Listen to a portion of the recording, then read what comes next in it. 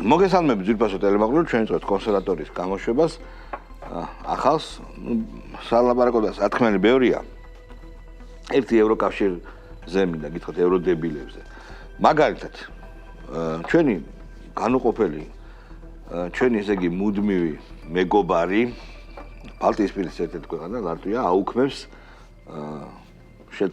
შეთანხმებას, რომელიც ევროპის ქვეყნებმა დადეს სტამბოლში. ეხება იმას, რომ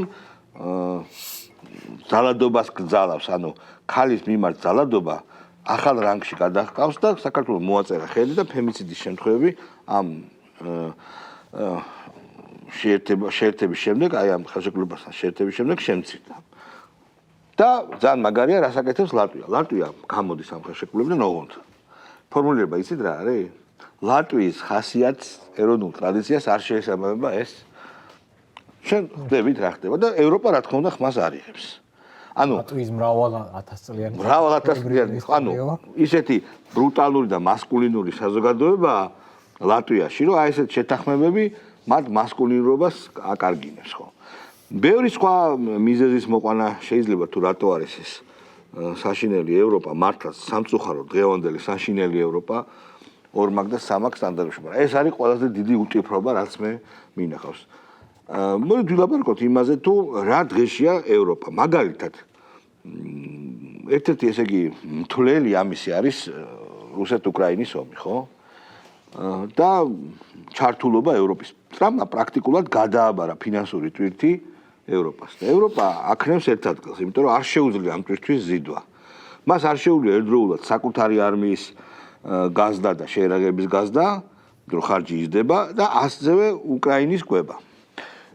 ეკონომისტმა დაწერა, რომ უკრაინა არის უდიდეს ფინანსურ კრიზისში, ანუ მარტო ჯარში ხوار მიდის იქ ფული, პენსიები, ხელფასები, თავიდან ბოლომდე გარე, ასე ვთქვათ, დაფინანსებაზეა. და აი ესეთი ამბები ხდება იმ ევროპაში, სადაც ჩვენ წესით უნდა მივდიოდეთ, მაგრამ კარგია თუ ისე შეიძლება იქ ყველაფერი ქართული ხალხის უმრავლესობას მოუნდეს იქ ყოფნა. ბევრი რამით არის ეს გამოწეული, მაგრამ მათ შორის აი სწორედ ლიბერდებილური გლობალისტური ზრახვებით. ძალიან კარგად დაიბეჭდა ჩვენს გვერდზე. დაიდო პოსტი კლიანტში და პროდუქტის რაოდენობისა ევროპის ევროკავშირამდე და ევროკავშირის შემდეგ და უდიდესი კლება აქვს. სასაკერო იყო ფენები. 90-იან წლებიდან 2008 წლამდე უდიდესი კლება. მშპ-რო ქონდათ 6 და 6 მილიარდი. ავიდნენ 19 მილიარდამდე. 2008 წლიდან დღემდე 19 ტრილიონზე ეხლა დავარდა. ნუ რატო ხდება ეს? გასაგებია რატომაც. დალპა რაღაცა დალპა დანიის სამეფოში რა. არ მარტო დანიის სამეფო განვაიგივოთ ევრო დებილებთან. თქოდ? რავი, ჩემს და კარაფერი გასაკვირი არ არის. გუში მკითხულობდი, რომ მაგალითად ჰოლანდია ითხოვს, რომ სლოვაკეთს ჩამოერთვას ხმის უფლება რაღაც გაწყვეტილებებზე. ვისა? სლოვაკეთს. რომ ანუ არ მოწონთ იქ მთავრობა. ძალიან ნორმალურია. ანუ პრობლემა იცი რა არის, რომ ევროპაში როდესაც ევროპა იქმნებოდა, მათ 50-იან წლებში და ასე შემდეგ, მაშინ სხვა მიზნები ჰქონდა ევროპას. მაშინ ერთი მიზანი იყო, რომ აღარ განმეორებული იყო კიდევ ერთი მსოფლიო ომი. რომ შექმნილიყო ისეთი საზოგადოება, ისეთი ქვეყნების ერთობლიობა, რომ ევროპის ქვეყნები აღარ იომებდნენ, რომელიც დაუჯდა რაღაც სამყაროს ათობით მილიონი ადამიანი და ეხლა იმ შემდეგ რაც საბჭოთა კავშირი დაიშალა და ამერიკამ გადაწყვიტა, რომ რუსეთი დაესაჯა, იმიტომ რომ როგორც დამარცხებული და ფაქტიურად ძალით მე მგონი კი არ დაესაჯა, დაეთრია. არა, მე ვთვლი რომ დაესაჯა. შენ არა დაეთრია. სულ ლაპარაკობენ იმაზე, რომ ძალიან მცირე რაოდენობა ადამიანებს აკონტროლებს ძალიან დიდ წიაღისეულს. და ამიტომ დაესაჯა. კი, მაგაზე ლაპარაკობენ მუდმივად. ხო, მაგრამ მან დათრევა უნდათ. მან კიდე ლაპარაკი იყო, რომ რუსეთის ხელისუფლება პუტინის პირველ წლებამდეც კი თანახმა იყო, რომ გადაეცა საკუთარი ქვეყანა ამერიკისთვის, რომ ამერიკელებს უნდათ, რომ რუსეთი ყოფილიყო სუსტი მტერი. და თლად ბოლომდე ვერ გათვალეს და აქ მთავარი რა იცით, რომ მე რაც მომწონს არის ის, რომ ჩვენ შევიცვალეთ ანუ მე მართლა მახსოვს. ისე მართლა შევიცვალე. ანუ მე ვამბობ რა აი 5 წლის წინ აი ამ სტუდიაში მახსოვს. პავილიონის რომ რაღაც ამბობდა და განვიხილავდით რომ პავილიონის ეს. ანუ მეცაც გეტყვი რაღაც გვარები იყო რომელიც გაქრა.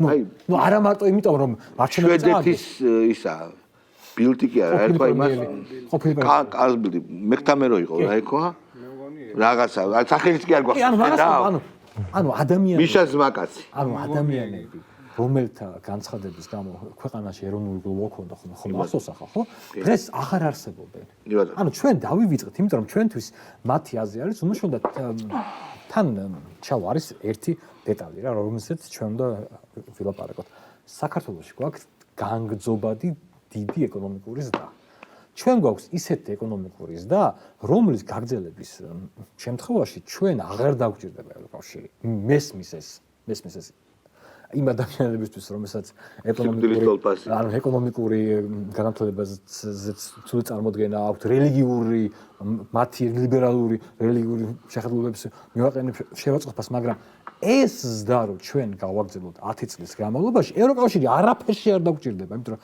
ჩვენ გვექნება ზუსტად ისეთი აღმოსავლეთ ევროპული ცხოვრების დონე როგორც არის ევროპაში იმიტომ რომ ჩვენ თუ ვინმეს აქვს ილუზია რომ ოდესმე ევროკავშირში ყოფნის დროში მაინც გვექნება როგორც ბელგიაშია ცხოვრების დონე ეს არის როგორი აბსურდი იცით გავიხსენოთ ძველი თეზა რომ ევროპამ ძირითადი სიმდიდრე დააგროვა სხვა ქვეყნების პლანეტის გაძარცვით რა თქმა უნდა და იმდენი ფული დააგროვა ეხლა შეუძლია მოინანიოს რა თქმა უნდა ხო მე ოდნავ განსხვავებულ ინტერპრეტაციასაც შემოგთავაზებ ეს ინტერპრეტაცია ეყრდნობა იმას რომ ნუ ზოგადად კაპიტალი და მარქსიზმი შეიძლება ითქვას მარქსისტული ანალიზი იქნება მოკლედ თავარი მომენტი იყო ის რომ შეერთებულ შტატებში 80-იან წლებში ეკონომიკური კრიზისი დაწყებული იყო ეს კრიზისი მათ რეიგანმა გადაარჩინა ეს კრიზისი არა რეიგანის დროს უკვე რეიგანის დროს იყო ჩამოიშალა საფორდო ბიჟა მათ და ესე იგი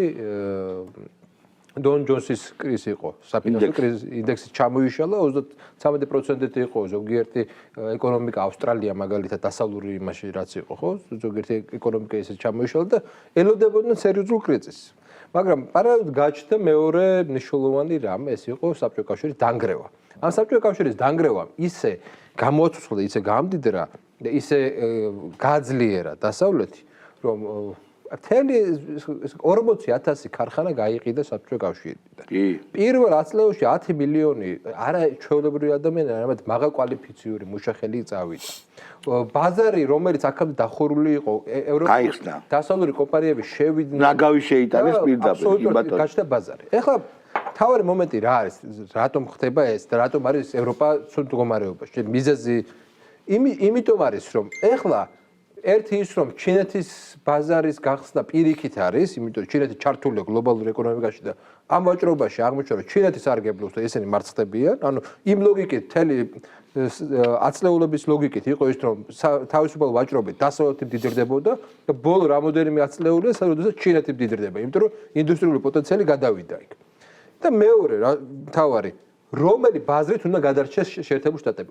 შეგახსენებთ 2008 წლის სოფლიო ეკონომიკური კრიზისის შემდეგ ზრდა ეკონომიკური ზრდა მაჩვენებელი ყველა განვითარებულ დასავლურ ევროპულ ქვეყანაში და ამერიკის შეერთებულ შტატებში არის შემცირებული.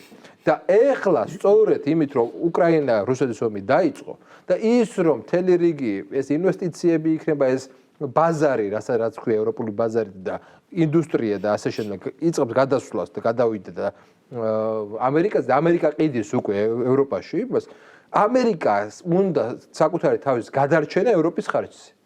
და ის რომ ევროპას არ აღმოაჩნდა, ევროპის ელიტები როგორი ელიტები იყვნენ, უკანასკნელი ესეთი მნიშვნელოვანი ელიტა, მეტი წარმომადგენელი, რომელიც დასავლეთ, აბშეთო დასავლეთ კი არა შეერთებულ შტატებს უწევდა წინააღმდეგობს, იყო დეგოლი, ხო?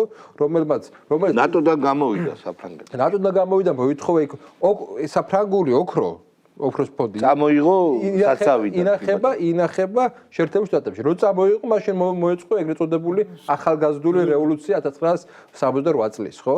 მაისის მოვლენების, ხო?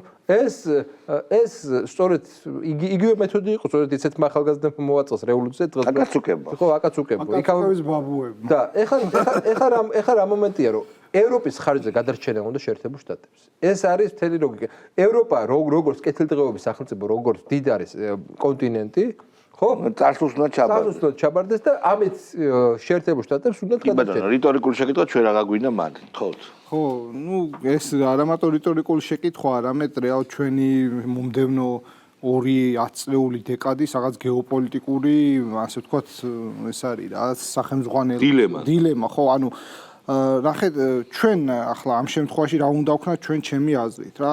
აი ეს მულტივექტორულობა, აი როდესაც ჩვენ საუბრობდით, ხო, აი აქაც ამ სტუდიაში რამდენიმე წელს განმავლობაში, რომ საქართველოს ეს არის ესე იგი ცივილიზაციათა შეხვედრის ადგილი, რაღაც მაშინ თითქოს აი ამ თუნდაც 3-4 წლის წინ თითქოს აი რაღაც უფრო ინტელექტუალური დისპუტების ის იყო რა ადგილი, მაგრამ რეალურად ეხლა რასაც ვხედავთ, ეგ ხდება, ხო? ანუ აქ რეალურად ხდება გეოპოლიტიკური ვექტორების დივერსიფიკაცია, ევროკავშირის როგორც რელიგიური თეზის დეკონსტრუქცია, თუმცა იქ შეხვალ და ბენეფიტს მიიღებ, არა პრობლემა, არც ეგ არა.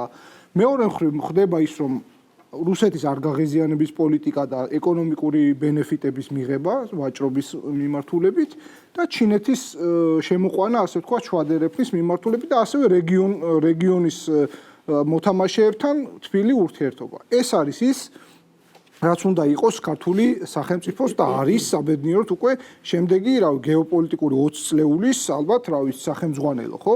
რაც შეეხება ევროპას, ევროპა ფაქტიურად აი ამერიკის შეერთებულმა შტატებმა და ალბათ ნაწილობრივ რუსეთმა მოახერხეს ის, რომ აი ევროპა კარგავს თავის შინაგან არსს, ხო? ერთი მხრივ ეს არის ეკონომიკური მდგენელი, რაც ვახსენე და მეორე ეს არის კულტურული მდგენელი, ხო? კულტურულად რეალურად ახლა შეიძლება იყოს რელიგიური, არარელიგიური, ანუ ეს ქრისტიანობის ლოგიკიდან ამოვარდა. ფაქტობრივად ევროკავშირი ხო ეს უნდა ვთქვათ, ეს არის ლიბერალური პროექტი, მეწიათ ფრანგი ლიბერალების პროექტი, ხო, როგორც იყო მაშინდელი მინისტრი შუმანი საფრანგეთის და ანუ ეს რეალ ჩვენ არ უნდა გვიკვირდეს, რომ კი ლიბერალური მშვიდობა, მაგრამ როდესაც ამ მშვიდობა დადგა რაღაცა გამოწვევების წინაშე, აღმოჩნდა, რომ ეს არც ისე ძლიერი მშვიდობა და ერთობაა. და ეხლა რა ხდება რეალურად რუსეთის სახეხატი ამ ევროპას ჯერ კიდევ უნარჩუნებს ერთიანობას და რატომ? ანუ რეალურად ის ფაქტი მე არ მგონია რომ ხა პუტინი მაგალითად აპირებდეს შესვლას რავი ლისაბონისკენ და ეს მგონია რომ პირიქით ეს ევროკავშირის ბიუროკრატია სჭირდება ნარატივი ეს უკრაინის ომი, რომ რუსეთის როგორც მტრის ხაცახეს, რომელიც ხადია არსებობს რეალობაზე რაღაც დონეზე, მაგრამ გააძლიერებს. ხო, საერთოდ ბუზისგან სპილოს შექმნა, ბუზი უნდა არსებობდეს, ხო, ისე არ არის, პირდაპირ სპილოს ვერ შექმნა. ხო, ანუ რეალურად ევროკავშირი დღეს რატომაც დგას ფეხზე, არის ერთადერთი მომენტი რუსეთ-უკრაინის ომი. როგორც კი დასრულდება ეს ომი, ჩემი აზრით, დეზინტეგრაციული პროცესები ევროკავშირში გაძლიერდება. უკეთესად გამოჩნდება? კი, მათი სახეც. კი. პოლიტიკური ელიტა ევროკავშირის, რასაც ქვია, დიპლომატიურ დეგრადაციას განიცდის ფაქტია, ხო? ეს არა მარტო რაღაცა რეზოლუციებში ჩანს, არამედ მათ აზროვნებაშიც და რაღაცა ესეთი ახალი მორალი შექმნეს, სათავისო მორალი და იმ მორალის მიხედვით ცდილობენ, რომ სხვადასხვა ქვეყნები და მათ შორის მოდი ჩვენ ქვეყანაზე ვილაპარაკოთ, ჩვენი ქვეყანა უნდათ რომ აი ამ მორალის მიხედვით დაიმორჩილონ. და წეგან სწორი მართლები იყავით რომ ბრძანეთ რა განსაკუთრებით ბოლო რამდენიმე წელიწადია საქართველოს მოსახლეობა რადიკალურად შეიცვალა. ანუ ყოველთვის ჩვენზე მუშაობდა კომპლექსი. რაც არ უნდა რაც რაღაცა შეურაცხყოფს ახლა კომუნისტების დროიდან ბევრ რამეს ვიტანდით 90-იანში ბევრ რამეს ვიტანდით, მაგრამ როდესაც საკითხი დაძგებოდა ხოლმე და ღირსებას შეეხებოდნენ, ხო? მაშინ უკვე ქართველი ადამიანი სხვანაირ ფორმას იღებს და სხვანაირად პასუხობს ყველანაირ გამოწვევას. ანუ ღირსების შეურაცხყოფას არავის და არაფერს არ უპატიობთ. შიმშილსაც პატიობთ, ეკონომიკ ბლოკადებსაც, რა ვიცი, რა აღარ გაუკეთებია და რას აღარ ვიკეთებენ. მაგრამ ნუ ასეთ ვითარებაში თავდაცვის რეჟიმში გადავდივართ და სხვანაირად პასუხობთ ისე როგორც გვეკადრება, ხო? ამ ბოლო პერიოდში ქართველებმა იგრძნეს რას ნიშნავს რეალურად სუვერენიტეტის და თავისუფლების გემო. ანუ ის პოლიტიკური ღირსება ჩვენ დავინახეთ, რომ ჩვენ ბრიუსელში კი აღარ გვიწყვეტენ როგორ უნდა მოვიქცეთ და როგორ უნდა ვიმოქმედოთ, რომელი ხელისუფლება უნდა ავირჩიოთ და შემდეგ როგორ დავიცვათ და კიდევ ეს რაღაცა ეს დემოკრატიული პარტიაა და ეს არ არის დემოკრატიული ის რუსეთუმია და ასე შემდეგ. ანუ გვასწავლიან ისეთ რამეს, რასაც ჩვენ მე-12 საუკუნეში ვაკეთებდით ხოლმე და თან თვალებში ნაცარს გვაყრიან. ხო, ფაქტია, ხა. ამას ადრეც ხო გვიკეთებდნენ, კაცო. 90-იანი წლების შემდეგ ყველა ცდილობს რაღაცაში გამოგვიყენოს და ამას ადრეც გვიკეთებდნენ, მაგრამ რაღაცა მიზეზების და გარემოებების გამო ფაქტია რომ მოგვატყუეს და კისერი მოგვატეხინეს, მაგრამ ამ გამოცდილებამ, აი ამ განსაკუთრებით ბოლო წლებში ევრობიუროკრატების მიერ მოყენებულმა შეურაცხყოფებმა, რომელიც ფაქტიურად ღირსებას ეხება, ჩვენს ღირსებას, სხვა მდგომარეობაში მოიყვანა საზოგადოება და საზოგადოებამ და ხელისუფლებამაც უკვე უპასუხა, პასუხი გავეცით არჩევნებზეც დამოკიდებულებითაც საზოგადოების დამოკიდებულებითაც, როდესაც მთელი ევროკავშირი ამერიკის შეერთებული შტატების წინა ადმინისტრაცია, მოდი გავიხსენოთ, რა წინა ადმინისტრაციაში პრესპიკერი ყავდათ ხოლმე. ის პრესპიკერი რო წავიდა, ვინ ჩაანაცვლა ის პრესპიკერი? ევროკავშირის პრესპიკერმა, რასაც ის აკეთებდა ყოველ დღე, ამხელა ამერიკის, ერთი ჟურნალისტი ყავდათ, თურქი ჟურნალისტი, დაქირავებული. ხო, ფულს უხდიდნენ, ვიცით, ის დაუსვავდა კითხვას საქართველოზე. ეს ლაპარაკობდა, რასაც უნდოდა. ოღონდ როგორ კითხვას, პასუხი რო შიგნით რო იყო. შავზე თეთრს გველაპარაკებდა დღეს, გადმოინაცვლა, მას შემდეგ რაც ჩვენ ვამბობთ და აღარავის კითხვის ნიშანი არ უჩნდება, რომ ევროკავშირს რაც გადმოაბარა ახალმა ადმინისტრაციის ამერიკის ამ ადმინისტრაციამ ომი და თვითონ ხელები დაიბანა. მას შემდეგ უკვე ევროკავშირმა დაიწყო აქტიურობა საქართველოს ჩაბმა, ეცადოს რომ როგორმე, რა თქმა უნდა, აურდაურიოს სიტუაცია და ჩაგვაბან როცა ამერიკელები ჩუმად დაიწყო. ამ შემთხვევაში ანუ გადმოაბარეს და აი ფაქტიურად გამოჩნდა რომ ის პრესპიკერი ერთი ჩაანაცვლა უკვე ამ ვიღაცა უწიფარმა ქალბატონმა, რომელმაც ერთი დღის წინ ევროკავშირის სათანადო ორგანოს მიერ გამოგზავნილი წერილი, სადაც საქართველოს ხელისუფლებას მადლობას უხდის, რომ ყველაზე საუკეთესოები რო არიან და ყველაზე უკეთესად მუშაობენ იმასთან დაკავშირებით, რომ საქართველოს მეშვეობით სანქციების გვერდის ავლა არ მოხდეს და ამასაც კი მეორე ხელით იმასაც კი რაღაცნაირად ცდილობენ რომ გაანეიტრალონ, ანუ ევროკავშირის ერთი ორგანიზაცია გვეუბნება რომ საუკეთესოები ხართ, კარგად მუშაობთ და მეორე ორგანიზაცია არასამთავრობო ჩვენთან მოქმედ არასამთავრობოებს ფულს უხდის იმაში რომ ამათმა ეს გააშაონ ეს ყველაფერი და რა თქმა უნდა თვითონაც აქტიურად არიან ჩართული ამაში. ამისი მიზეზი და მიზანი და ამოცანები რა არის?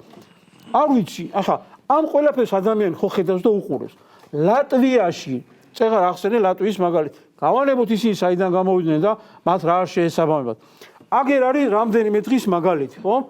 არც არავის უარყვია, რომ ბალტიის სამივე ქვეყანა რუსეთთან ვაჭრობდა ნავთობით. ხო ასეა? არა, ეგრეა და. დადასტურდა. არც ერთ ქვეყანას არ უარყვია, ანუ ფაქტია. გინახავთ ხალხო ევროკავშირში ვინმე წარმომადგენელი, თუნდაც ევროპარლამენტარი, რომელსაც რაღაცა აუგითხვა, რომ იცი რა არის, აი საქართველოში ერთი მანქანა რო გაიყიდოს ჩვეულებრივ სუღიათო მანქანა და რაღაცნაირი გზებით მოხვდეს რუსეთში, რას ამბობენ? რომ ფინანსდება უკრაინის წინააღმდეგ ომი. ოღონდ კანონია დაცული ისე იყიდება. ვის აინტერესებს კაც კანონი არის დაცული თუ არ არის? თუ ჩვენგან ფინანსდება უკრაინის წინააღმდეგ ომი რუსეთის თვის სასარგებლოდ, ისინი რომ ნავთობის ტანკერებს ეს არ ფინანსდება, ხო? არა თურმე. და ცოტა ხნის წინ ხო გახსოვთ ხალხო, ლატვიის პრეზიდენტი, სადაც ჩასული იყო ჩვენი ბედოულათი სალომე ზურაბიშვილი, მოგვიწოდებდა დაუწესეთ სანქციები რუსეთსო. და გვერდზე უდგა სალომე ზურაბიშვილი, ორივე ერთად მოგვიწოდებდნენ. ეს რა თქმა დღეს ვინმე სალომე ზურაბიშვილის მსგავსი ტიპები გაგიგიათ რომ გააკონტროლეთ თქვენი ქვეყანა. იქ თურმე კერძო კომპანიების ბრალი ყოფილა რუსეთს რომ ამარაგებენ. და ჩვენთან ვინმე რომ გაფხაკუნდება, თურმე მთავრობის ბრალი ყოფილა. მეგობრებო, აი ამაზე მინდა გავამახვილო ყურადღება ძალიან. ძალიან საინტერესო დისკუსია, მაგრამ რეკლამას ვნახოთ.